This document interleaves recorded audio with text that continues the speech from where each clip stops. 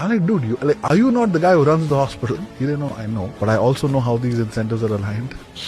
ஒரு டாக்டர் அவரோட டார்கெட்டை முடிக்க சர்ஜரி அட்வைஸ் பண்ணலாம், அது அவரோட விருப்பம். அது உண்மையிலே உங்களுக்கு தேவையா இல்லை அது சயின்ஸ் பேக்கப்னு சொல்லப்படுற பொய்யா? இதுதான் பல ஹாஸ்பிட்டலில் நடக்குது. பேக் பெயின்னாலே சர்ஜரி தான். இந்த ப்ராப்ளத்துக்கு ஒரு சொல்யூஷன் வேணும் தான் D9 தெரப்பியில் பல வருஷம் நான் ரிசர்ச் பண்ணேன். இன்டர்நேஷ்னல் ஸ்பைன் ஜேர்னல்லே என்ன பப்ளிஷ் ஆயிருக்குன்னா 87% டிஸ்க் பல்ஜ் நேச்சுரலாகவே ஸ்ட்ரிங்க் ஆகிடும் வித்தவுட் சர்ஜரியில். இதை நாங்கள் மெடிக்கலாக மேக்ரோபேஜ் ரிசாப்ஷன்னு சொல்லுவோம். உங்கள் இம்யூன் சிஸ்டத்தை ஸ்டடி பண்ணுறது ரொம்பவே முக்கியம். ஆனால் நிறைய பேர் சர்ஜரி பண்ணி permanent nerve damage, scar tissue, அதிக பெயினை தேடி தான் போகிறாங்க. இங்கே எது ஆக்சுவலாக ஒர்க் ஆகுதுன்னு பார்ப்போம். D9 தெரப்பியில் 60% டிஸ்க் ப்ரெஷரை ரெடியூஸ் பண்ண முடியும்.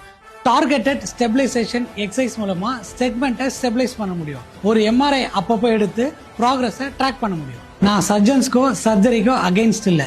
தேவையில்லாமல் ஒரு சர்ஜரி எந்த பேஷண்ட்டுக்கும் போகக்கூடாதுன்னு நினைக்கிறேன். ஏன்னா உங்கள் பாடியை ஃபஸ்ட்டு அதுவே ஹீல் பண்ண வைக்கணும். எவிடன்ஸ் பேஸ் அப்ரோச்சை எடுப்போம், ஃபியர் பேஸ் அப்ரோச்சை தடுப்போம். D9 தெரப்பி கன்சல்டேஷன் கமெண்ட் பண்ணுங்கள். D9 தெரப்பி எப்படி ஒர்க் ஆகுதுன்னு ஒரு நியூஸ் லெட்டர் ஃப்ரீயாக நான் உங்களுக்கு அனுப்புகிறேன்.